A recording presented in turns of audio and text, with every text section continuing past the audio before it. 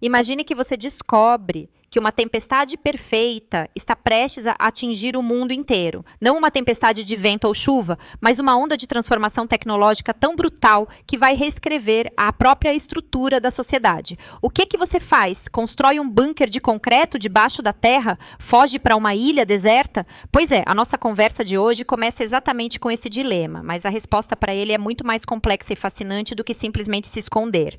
Nós temos no máximo 10 anos para reconfigurar a nossa sociedade diante do avanço das inteligências artificiais autônomas. É uma contagem regressiva. E o mais irônico é que a ideia do bunker físico foi exatamente o primeiro instinto de muita gente que estava prestando atenção aos sinais lá por volta de 2015.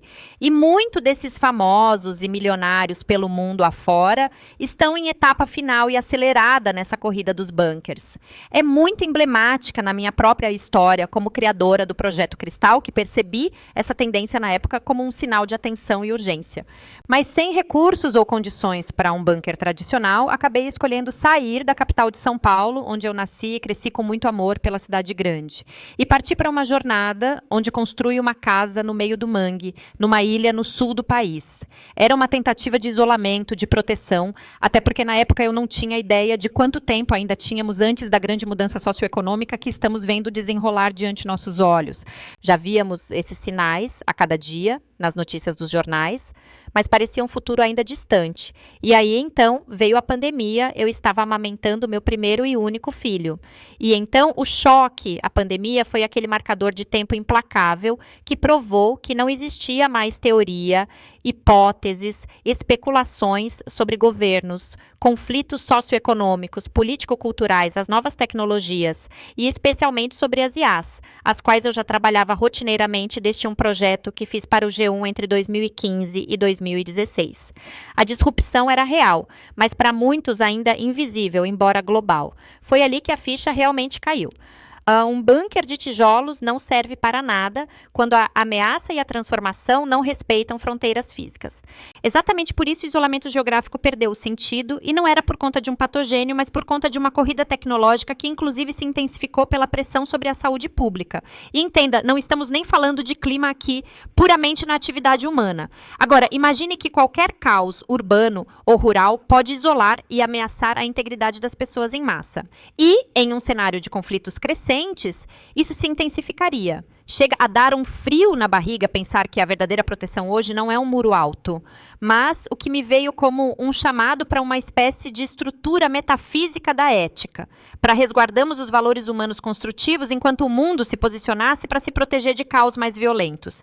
Imagine o verdadeiro poder em diversas redes distribuídas de pessoas e seus valores, culturas e boas ideias, interconectadas por uma ética de responsabilidade distribuída, capaz de influenciar a si mesmos e ao mundo, filosoficamente e economicamente, de forma exponencial, construtivista. É uma mudança de paradigma absurda. Saímos da ideia de sobrevivência individual isolada, do salve-se quem puder, para uma vivência estratégica e coletiva, recheada de autenticidade e em reconhecimento sobre a capacidade e necessidade do indivíduo de agir em liberdade, com agilidade e velocidade máximas. Mas para quem está ouvindo agora e achando que isso ainda é um roteiro de ficção científica, a gente precisa trazer um fato que aterrissa essa conversa de forma urgente. Eu estou falando de caos gerados, por exemplo, pela militarização da IA e dos robôs humanoides. Sim, esse é o choque de realidade que precisamos ficar atentos, porque se você pensa que isso é uma coisa isolada, que só acontece nos países que estão em conflito hoje, está enganado. O Exército Brasileiro acaba de anunciar o projeto Guarani Autônomo e que já estão testando robôs bípedes em unidades de combate com um orçamento bilionário pago por você para controlar os seus filhos num futuro eminente caótico, que podem estar desesperados, meio a todo tipo de confusão radical, bem pior do que nossa frágil ordem urbana que já vivemos hoje. Aí aquela sensação de que a ficção científica acaba de virar mais real do que nossa infância previu em tempos que pareciam muito longe para serem vividos hoje, como nas cenas de Robocop. Estamos falando de máquinas com quase 1,80 m de altura, sensores avançados, visão noturna e IA embarcada, projetadas para operar na selva e em ambientes urbanos. Os chamados caboclos digitais, que embora supõe-se combater o mal, curar e proteger a floresta e os povos mistos, vai estar sob o comando de alguma ideologia política, seja o lado que for. O discurso oficial diz que a ideia não é substituir o soldado, mas criar uma equipe híbrida, homem-máquina, para missões de alto risco. Que risco eminente o Exército Brasileiro precisa se preparar para enfrentar? Será esse um reflexo perfeito do que vai acontecer no mercado de trabalho civil?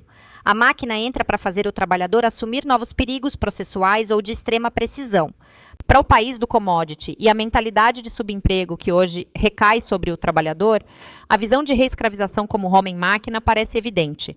E, ao mesmo tempo, é assustador quando se traça um paralelo para aqueles que não se subjugarem à nova condição imposta sobre a humanidade e que virá atrás da próxima geração, nossos filhos, em 15 anos. Porque se o combatente do futuro é um híbrido de homem e máquina, o trabalhador do futuro também será. E é aí que entramos na fase aguda dessa transição.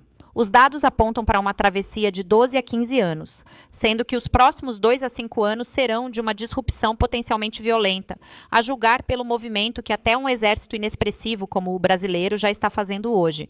Estamos falando de desemprego em massa para serviços e tarefas processuais, uma crise de realidade onde não saberemos mais o que é verdade ou mentira na internet e uma concentração de poder gigantesca nas mãos de poucas plataformas, diversos países remontando blocos de interesse e lutando entre si por um controle que facilmente quebra fronteiras físicas, econômicas ou digitais. Como é que a pessoa comum, o pai de família, o recém-formado, se prepara para esse tsunami? Veja, eu não quero provocar impulsos engatilhados pelo medo, até porque para construir o novo, o antigo deve estar quebrado de qualquer forma. Já sabemos que a resposta não está na proteção, ela não é nem acessível nem viável para as pessoas comuns. Vamos então provocar a reflexão pelos valores humanos e abrir o chamado para que todos participem na construção de um amanhã que não precisa ser defendido, né? Porque pode ser cocriado, inclusivo e acessível, bem estruturado por todos nós, juntos. A palavra-chave, então, é resignificação ou requalificação, mas não aquela requalificação tradicional, lenta, de fazer um curso de 4 anos. Estamos falando de uma experimentação rápida, de transformar medo em oportunidade, não em contingência. Qualquer plano de sobrevivência vai ser insuficiente. A melhor alternativa é a ação imediata na criação de projetos como a Cristal.blue, que propõe focar exatamente nisso, na liberdade criativa e coparticipativa de todos para reconstruirmos a sociedade juntos. É preciso permitir que as próprias pessoas reorganizem seus roteiros de aprendizagem e produção expressa, baseado em propósitos humanos. As pessoas precisam ser alfabetizadas em IA, mas sem o viés das LLMs genéricas. Não significa que todo mundo vai ser programador, mas todo mundo precisa saber fazer as perguntas certas para a máquina, avaliar os modelos, entender os vieses. É usar a IA como uma extensão cognitiva. Pense na IA não como um substituto, mas como um exoesqueleto mental. Sozinho, você levanta 50 quilos. Com o exoesqueleto, você levanta 500. Nessa imagem do exoesqueleto, a Cristal se propõe a iterar, discutir, projetar, resignificar, regenerar futuros e validar soluções que possam beneficiar a sociedade em harmonia. Mudamos a perspectiva da ameaça para a ampliação de capacidades criativas e cognitivas. Mas me preocupa muito o tecido social atual. Se essa transição for deixada apenas nas mãos dos órgãos públicos ou dos mercados internacionais, que detêm a maior parte desses investimentos tecnológicos, o risco de exclusão econômica e social para os segmentos mais vulneráveis é gigantesco, sem falar na erosão da confiança. Se não podemos confiar no que lemos, no que vemos, como a sociedade se sustenta? É por isso que a criação de barreiras éticas e de políticas de responsabilização parece ser tão urgente quanto o desenvolvimento da própria tecnologia.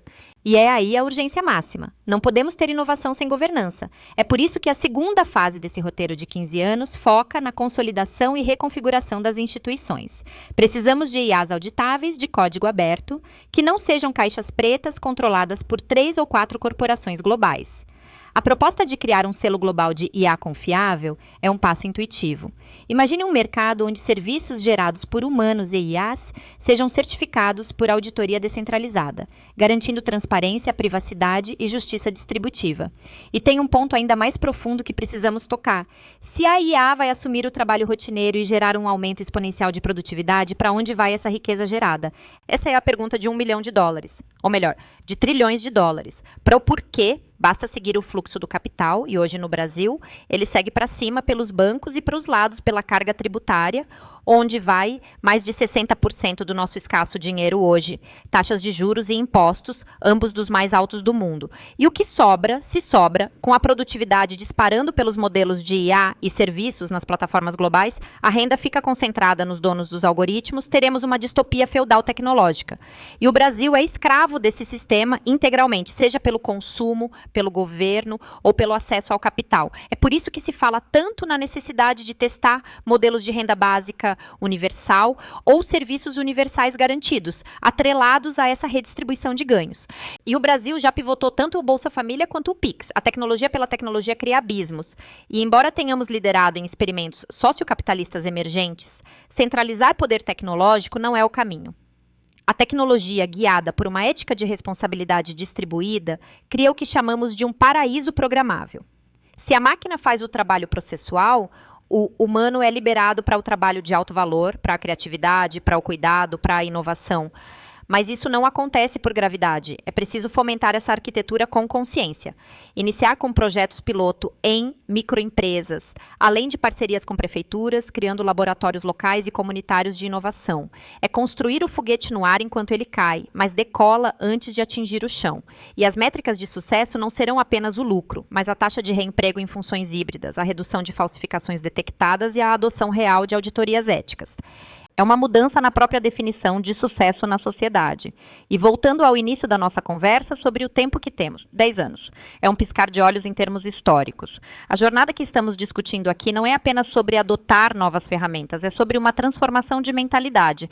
É aceitar que a realidade como conhecíamos acabou, mas que a nova realidade pode ser incrivelmente superior se tivermos a coragem de desenhá-la com ética colateral. É uma travessia. E toda travessia tem seus perigos. O risco de militarização desenfreada, de manipulação em escala que corrói democracias, tudo isso está na mesa. Mas a resposta não é o medo paralisante. A resposta é a experimentação ágil, é criar currículos modulares para famílias e empresas, é ensinar a nós mesmos a aprender rápido. Quando você substitui a sensação de impotência pela ação de construir pequenos laboratórios de testes na sua própria vida, no seu bairro, na sua própria carreira, você deixa de ser passageiro e passa a ser co-criador desse futuro. Após a fase aguda, o que buscamos é uma sociedade com curiosidade renovada, segurança econômica e um senso de propósito onde a eficiência tecnológica serve ao bem-estar humano. Chegamos a um ponto de reflexão inevitável. Nós começamos falando sobre a inutilidade de um bunker de concreto frente a uma revolução invisível. Vimos que a verdadeira proteção é o conhecimento, a adaptação rápida e, acima de tudo, a construção de uma ética correlativa. A tecnologia já está aqui, vestindo fardas ou escrevendo códigos, e os próximos anos definirão o curso das próximas gerações. O futuro não é algo que simplesmente acontece com a gente, é algo que nós construímos através das nossas escolhas diárias de adoção e regulação. A inteligência ampliada está à porta. A grande questão não é se as máquinas vão ser inteligentes, mas se nós seremos sábios o suficiente para usá-las a favor da dignidade humana. Uma provocação perfeita para encerrarmos. Se a ferramenta para construir um paraíso programável já está nas nossas mãos, o que exatamente estamos esperando para começar a desenhar a planta? Fica o questionamento para você que nos acompanha. Até a próxima jornada.